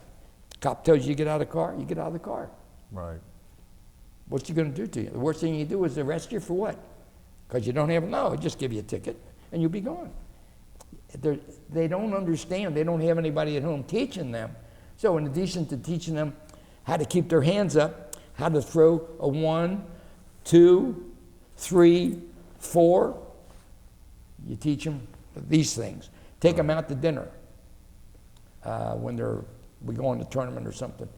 Okay, tell the waitress, give them the menu and don't come back to the table because they've never been in a restaurant before. Then I give her maybe a $5 or $10 bill and just give us a little time. Give them all the menu. They look at it. They don't know a chopped steak from a T-bone steak. Mm-hmm. So you go through, give them a lesson in what's on the menu and order, how to order. Nobody teaches them that. We do that. Boxing does that. First time I ever ate in a restaurant. Hell, we never ate in a restaurant when I was a kid. That's a fact, yeah. You know that? We never ate in didn't know how to order. And this one little kid, I'll never forget it. He got the menu, waitress went around. He wanted pork chops. And then you know what she said to him? How do you want them? I saw his eyes. He said, shake and bake. I said to the waitress, ask the chef if he's got some breadcrumbs back there, little spices. Is that okay? He said, yeah, that's okay. Then before the waitress left, I said, wait a minute. Who here wants a Coca-Cola? You're allowed to drink Coke or iced tea. Oh, I want to go. I want ice. What'll happen when she comes back? Two people say, I want iced tea. I want a Coke. Then when she comes back with them, then this guy wants it. They think they have to wait until they get it and bring it back, Right. instead of giving her the order at one time. Because I'm in the restaurant business, so I have them do that. Or I'll go in, if you're in Indiana, where you're not too many black folks, I'll go in the restaurant first, and I'll find the maitre d'. I'll say, I have a team of boxers out in the car. Now, we want to all sit together. Do you have a table where you can take care of us? And I'll give him maybe $10 or $20. Because I don't want to take them, I want to take them in a place where we're going to get some decent food. I don't want to feed them hamburgers all the time, you know. Oh, sure, we can take care of you. But if you just walk in cold, Right. and, you know, just like anywhere, you go in a restaurant for the first time, you've never been there before, you want to make sure you're going to get a good tip to the waitress. She's going to come to your table, get up. Here, this is for here now. You take good care of us, we'll give you some more when we leave. Oh, rather than wait till you're done and you get terrible service, you ain't going to tip her anyway. Right. I'm just giving you a little more restaurant philosophy. So I opened the gyms because I benefited. If I didn't box, I'd have been with them. I'd have hit a record too. I don't have a record. I went through a security check. I was involved in it wasn't a real security thing, but it was something where I had to get security clearance, and they were surprised. I said, buddy, you got a squeaky clean record. I said, I guess I do. What'd you expect? Because my name was LaRosa, it would be, you know, tainted? But I tried to check through the records in Cincinnati, the whole family, even the old man. They didn't even have records going back in those days. Right. No. That's it. Ray, I'm sorry I interrupted you. No, no. Now you can finish. No, no, I wanted to, this has been inspirational, educational, and enlightening. And I want to take this time to thank you, and I want to thank you for your service to our country when you were in the United States Navy. Well, thank you, Ray. And thank you for everything you do for our community. Well, thank you, and thank you for your friendship. It means a lot to me.